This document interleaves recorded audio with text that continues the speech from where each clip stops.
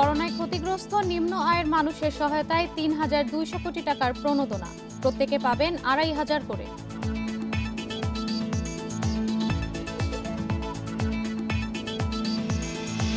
পনেরো থেকে ২৩ জুলাই বিধিনিষেধ শিথিল, পরে আরও কঠোর লকডাউন, বন্ধ থাকবে শিল্প কারখানাও, প্রজ্ঞাপন জারি।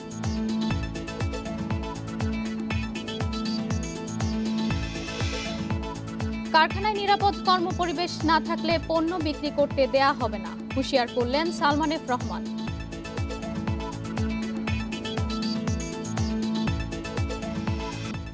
আমন্ত্রণ অর্থনীতি সারাদিনে আপনাদের সাথে আছি আমি ইশরাত সুমা। শুনছিলেন শিরোনাম, জানাবো বিস্তারিত সংবাদ।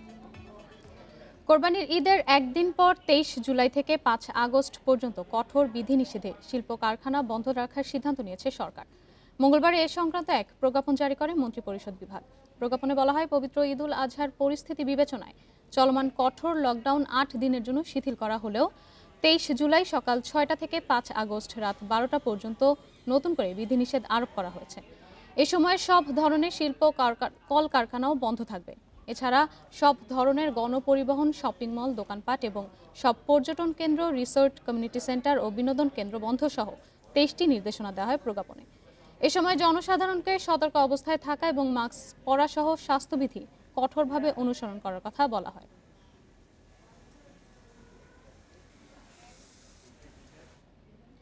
যেসব কারখানায় নিরাপদ কর্মপরিবেশ নিশ্চিত হবে না, সেসব প্রতিষ্ঠানের পণ্য বাজারে ঢুকতে দেওয়া হবে না বলে জানিয়েছেন প্রধানমন্ত্রীর বেসরকারি শিল্প ও বিনিয়োগ বিষয়ক উপদেষ্টা সালমান এফ রহমান। নিরাপদ কর্মপরিবেশ নিশ্চিতে সব ধরনের সহায়তা দিতে সরকার প্রস্তুত বলেও জানান তিনি। মঙ্গলবার ইকোনমিক রিপোর্টার্স ফোরামের এক অনলাইন আলোচনায় এসব কথা বলেন সালমান এফ রহমান। করোনায় আন্তর্জাতিক ও দেশীয় বাজারে চাহিদা কমেছে চামড়াজাত পণ্য এবং পাদুকা শিল্পের। গবেষণা বলছে, গত বছর বিশ্ববাজারে চামড়াজাত পণ্যের চাহিদা কমেছে ২২% পর্যন্ত। তবে চলতি বছর রপ্তানি শুরু হওয়ায় কিছুটা ঘুরে দাঁড়িয়েছে এ খাত। মঙ্গলবার এক অনলাইন সভায় ব্যবসায়ীরা জানান, চলমান বিধিনিষেধে পণ্য বিক্রি না হওয়ায় মূলধন সংকটে পড়েছেন বেশিরভাগ উদ্যোক্তা। ব্যাংক থেকেও মিলছে না নতুন ঋণ। লং টার্ম আপনার লোন পেমেন্টে রিশিডিউল করে দিয়ে দেওয়া দরকার দীর্ঘ সময়, তাহলে বিজনেসটা সিকিউর থাকবে, ব্যাংকের টাকা সেটাও সিকিউর থাকবে, টাকাও ফেরত দিতে পারবে। আর সর্বোপরি হাজারীবাগের জায়গাটা যদি ফ্রি করে দেওয়া যায়, তাহলে এই জায়গা বিক্রি করে আমরা ব্যাংকের লোনও শোধ করে দিতে পারি। এখানে কিন্তু একটা ডিসক্রিমিনেশন রয়ে গেছে। এখানে আমরা প্রত্যেক বছর আমাদেরকে বন্ডেড রিনিউয়াল আমার করতে হয়, বন্ডেড অডিট করতে হয়, আর এখানে আরএমজিটি কিন্তু ৩ বছর পর পর করে। কারখানার নিরাপদ কর্মপরিবেশ নিশ্চিত না হলে ওই প্রতিষ্ঠানের পণ্য বাজারে ঢুকতে দেওয়া হবে না বলে জানান প্রধানমন্ত্রীর বেসরকারি শিল্প ও বিনিয়োগ বিষয়ক উপদেষ্টা Salman F Rahman. Fire safety আনতে হবে, স্ট্রাকচারাল আনতে হবে, আর যে ফ্যাক্টরি ফায়ার সেফটি না থাকে, স্ট্রাকচারাল সেফটি যদি না থাকে, তাহলে তাদের পণ্যকে আমরা কিন্তু ডোমেস্টিক মার্কেটে বিক্রি করাটা বন্ধ করে দিই। পরিবেশ বান্ধব, সোশ্যাল কমপ্লায়েন্স, এগুলি শুধু এক্সপোর্টের জন্য না, এটা আমার নিজের দেশের জন্য দরকার আছে। এছাড়াও চামড়া ও চামড়াজাত পণ্যের রপ্তানি বাড়াতে তৈরি পোশাক খাতের মতো নীতি সহায়তা দেওয়ার আহ্বান জানান সালমান এফ রহমান। কপ্তিয়া মুমতাহানা, ইন্ডিপেন্ডেন্ট নিউজ, ঢাকা। করোনায় বিধি নিষেধের মধ্যে সংকটে পড়া নিম্ন আয়ের মানুষের সহায়তায় ৩,২০০ কোটি টাকার ৫টি নতুন প্রণোদনা প্যাকেজ ঘোষণা করেছেন প্রধানমন্ত্রী শেখ হাসিনা। এর মাধ্যমে ক্ষতিগ্রস্ত নিম্ন আয়ের প্রত্যেকে পাবে নগদ ২,৫০০ টাকা করে। প্রত্যেকের কাছে যাতে এর সুফল পৌঁছায় তা নিশ্চিতে তদারকি জোরদারের আহ্বান অর্থনীতিবিদদের। করোনাকালে গোটা বিশ্বেরই আর্থিক অবস্থার অবনতি হয়েছে, আর বাংলাদেশের প্রেক্ষাপটে বেশি ক্ষতিগ্রস্ত হয়েছেন একেবারেই নিম্ন আয়ের মানুষ। বেকার হয়েছেন অনেকে। বিভিন্ন বেসরকারি গবেষণা প্রতিষ্ঠান বলছে, করোনার প্রভাবে দেশে বেড়েছে দরিদ্র মানুষের সংখ্যা। ক্ষতিগ্রস্তদের সহায়তায় নতুন করে ৩,২০০ কোটি টাকার বিশেষ 5টি প্রণোদনা প্যাকেজের ঘোষণা দিয়েছেন প্রধানমন্ত্রী শেখ হাসিনা। প্রধানমন্ত্রীর প্রেস সচিব ইহসানুল করিম স্বাক্ষরিত এক বিজ্ঞপ্তিতে জানানো হয়, প্রণোদনা প্যাকেজের আওতায় ১৪,৩৭,০০০ দিনমজুর, ২,৩৫,০০০ পরিবহন শ্রমিক, ৫৫,০০০ ক্ষুদ্র ব্যবসায়ী এবং প্রায় ১,৫০০ নৌ পরিবহন শ্রমিককে জনপ্রতি নগদ ২,৫০০ টাকা করে আর্থিক সহায়তা দেয়া হবে। আর এজন্য বরাদ্দ করা হয়েছে ৪৫০ কোটি টাকা। সাধারণ মানুষ, দরিদ্র মানুষ, পিছিয়ে পড়া মানুষ এই যে বিধিনিষেধের কারণে ক্ষতিগ্রস্ত হচ্ছে, যেটা আমরা দেখছি। এটা তিনি বিভিন্ন প্রতিষ্ঠানের মাধ্যমে দেবেন, ব্যাংকের মাধ্যমে না। ব্যাংকের মাধ্যমে আমরা জানি অনেক সময় কি ব্যাংকের মাধ্যমে এই দরিদ্র মানুষের কাছে ছোট ছোট অতি ক্ষুদ্র কুটির যে শিল্প এবং ব্যবসা আছে তার কাছে পৌঁছে না। আমরা শহর এলাকার নিম্নআয়ের জনসাধারণের সহায়তায় ২৫ জুলাই থেকে ৭ আগস্ট পর্যন্ত বিশেষ ওএমএস কার্যক্রম পরিচালনার জন্য বরাদ্দ ১৫০ কোটি টাকা। খাদ্য সহায়তা দেওয়ার জন্য জেলা প্রশাসকদের অনুকূলে বিশেষ বরাদ্দ ১০০ কোটি টাকা। এছাড়া পর্যটন খাতের কর্মচারীদের বেতন বাবদ ৪% সুদে ঋণ দিতে ১,০০০ কোটি টাকা বরাদ্দ দেওয়া হয়েছে। পর্যটন খাত তো এই সময়ে সাংঘাতিকভাবে ক্ষতিগ্রস্ত হয়েছে, তাই না? মানুষ তো চলাফেরা নাই, চলাফেরা সেজন্য কাজে এটা আমি মনে করি একটা অত্যন্ত ইতিবাচক যে সমস্ত খাত ক্ষতিগ্রস্ত হয়েছে তাদের কাছে তো এই পৌঁছানোটা খুব জরুরি। নতুন প্রণোদনা প্যাকেজে গ্রামীণ এলাকায় কর্মসৃজন কার্যক্রমে অর্থায়নের ঋণ সহায়তা দিতে বরাদ্দ দেওয়া হয়েছে ১৫০০ কোটি টাকা। উমন হারাজমি, ইন্ডিপেন্ডেন্ট নিউজ, ঢাকা। কোরবানির ঈদ সামনে রেখে শিল্প কারখানা শ্রমিকদের বেতন বোনাস পরিশোধ নিয়ে বৈঠক করেছেন শ্রম প্রতিমন্ত্রী মুনুজান সুফিয়ান। বৈঠক শেষে ব্রিফিং করছেন তিনি। আমরা সরাসরি চলে যাচ্ছি সেখানে। এই যে গার্মেন্টস শিল্পের আছে, সেখানে ব্যাংক আছে, সেখানে ব্যাংকটা যেন খোলা রাখে এটাও, এবং চিঠি ইতিমধ্যে দিয়ে দেওয়া হয়েছে। এখন কম বেশি করে নিতে পারেন, যেমন গত ঈদে সরকারি ছুটি ছিল কয়দিন, ৩-৪ দিন বোধ হয়, 3 দিন ছিল। হ্যাঁ, তখন শ্রমিকদের আবেদন ছিল আমাদের বেশি করে দেওয়া হোক। অনেক জায়গায় বেশি দিচ্ছে, আবার অনেক জায়গায় কাজ কম ছিল। তো এটা আমার মনে হয় নেতৃবৃন্দ বসে মালিক সাহেবদের সাথে বসে ঠিক করে নিতে পারবে। আর আমি কথা তো আর বেশি আমি দীর্ঘায়িত করব না। আমি ভ্যাকসিনের ব্যাপারটা আমি আবারও বলতেছি যে আমরা মন্ত্রণালয়ের পক্ষ থেকেই আমরা এই চিঠিটা মাননীয় প্রধানমন্ত্রীকে আমরা দেব। এখন তিনি এমনি শ্রমিকদের ভালোবাসে, খালি শ্রমিক কেন বলবো, সাধারণ মানুষকে। চিন্তা করেন যে এই যে ভ্যাকসিন আসতেছে না, কিন্তু শেখ হাসিনার ঘুম কামাই, কিন্তু তার কিন্তু চোখে আর ঘুম নাই। তৎক্ষণে ভ্যাকসিন এসে পৌঁছাইছে ঢাকা এয়ারপোর্টে, তখন উনি একটু স্বস্তি পাইছেন উনি। আর কৃষক, শ্রমিক, সাধারণ মানুষকে এটা দেওয়ার জন্য তিনি কিন্তু আপ্রাণ চেষ্টা করে যাচ্ছেন। এখন শুধু ভ্যাকসিন এবং বিনামূল্যে, এর মূল্য দিতে হবে।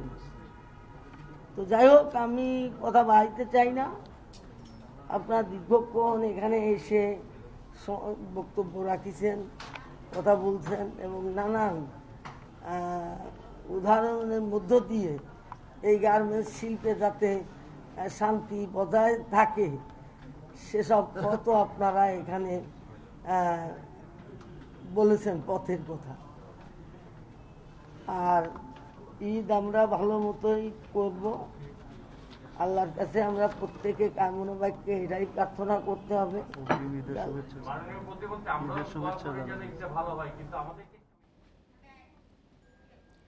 কোরবানির পশুর হাটে জনসমাগম ঠেকাতে বাণিজ্য মন্ত্রণালয় ও ঢাকা উত্তর সিটি কর্পোরেশনের চালু করা ডিজিটাল হাট এখন দেশব্যাপী করা হয়েছে। মঙ্গলবার সকালে মৎস্য ও প্রাণী সম্পদ মন্ত্রণালয় এবং তথ্য ও যোগাযোগ প্রযুক্তি বিভাগের যৌথ উদ্যোগে দেশব্যাপী এই ডিজিটাল হাট উদ্বোধন করা হয়। উদ্বোধনের পরই অনলাইনে সেখান থেকে গরু কিনেছেন তথ্য প্রযুক্তি প্রতিমন্ত্রী জুনাইদ আহমেদ পলক। এর দাম পড়েছে ৭০,০০০ টাকা, যা একটি কল্যাণমূলক প্রতিষ্ঠানে দান করবেন তিনি। অনুষ্ঠানে জানানো হয় digitalhat.net ডোমেনে এখন সারা দেশ থেকে ডিজিটাল পশুর হাটে কেনাবেচা করা যাবে। এর আগে গত রোববার অনলাইনে বাণিজ্য মন্ত্রণালয়ের নির্দেশনা অনুসারে ঢাকা উত্তর সিটি কর্পোরেশন এলাকায় ডিজিটাল কোরবানির হাট উদ্বোধন হয়। করতে পারছি এবং সেগুলো বাসায় পৌঁছে দেওয়ার ব্যবস্থা করতে পারছি, তাহলে কেন আমরা শারীরিকভাবে হাটে গিয়ে আমরা স্বাস্থ্য ঝুঁকির মধ্যে পড়ব? তো কেন এটা আমরা করব? আমার মনে হয় যে ডিজিটাল হাট এটা পরিবেশ বান্ধব, এটা কিন্তু নিরাপদ এবং সাশ্রয়ী। করোনা ভাইরাসের প্রাদুর্ভাবের সময়ে অনলাইনে শিক্ষা কার্যক্রমের সুবিধার্থে ডিজিটাল ডিভাইস কেনার জন্য গ্রাহকের ব্যাংক ঋণের সীমা বাড়িয়েছে কেন্দ্রীয় ব্যাংক। এখন থেকে ল্যাপটপ, মোবাইল, কম্পিউটার ও ট্যাব সহ ডিজিটাল পণ্য কিনতে মোট দামের 70% পর্যন্ত ঋণ দেবে ব্যাংক। এতদিন এই সীমা ছিল 30%। সোমবার এই বিষয়ে প্রজ্ঞাপন জারি করে কেন্দ্রীয় ব্যাংক। এতে বলা হয়, মহামারীর কারণে প্রায় সব শিক্ষা প্রতিষ্ঠানই বর্তমানে অনলাইনে ক্লাস নিচ্ছে। তাই ভোক্তা ঋণের আওতায় গ্রাহকের জন্য ল্যাপটপ, মোবাইল, কম্পিউটার, ট্যাব কিনতে 70% পর্যন্ত ঋণ দিবে ব্যাংক। অর্থাৎ মোবাইলের দাম 10,000 টাকা হলে ব্যাংক গ্রাহককে 7,000 টাকা পর্যন্ত ঋণ হিসেবে দিতে পারবে। এক্ষেত্রে ভোক্তাকে 30% অর্থ পরিশোধ করতে হবে।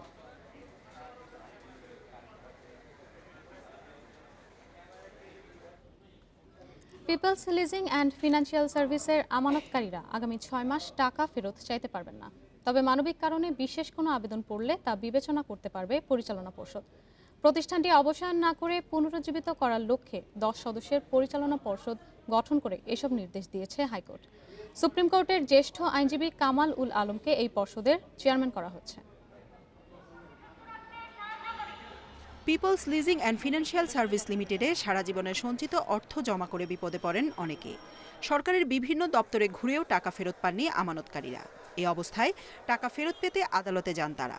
এই পরিপ্রেক্ষিতে গেল 28 জুন প্রতিষ্ঠানটি অবসায়ন না করে পুনরুজ্জীবিত করার নির্দেশ দেয় হাইকোর্ট। মঙ্গলবার লিখিত আদেশে 10 সদস্যের পরিচালনা পর্ষদের নাম প্রকাশ করেছে হাইকোর্ট। একই সঙ্গে পর্ষদের করণীয় সম্পর্কেও দিক নির্দেশনা দেয়া হয়েছে।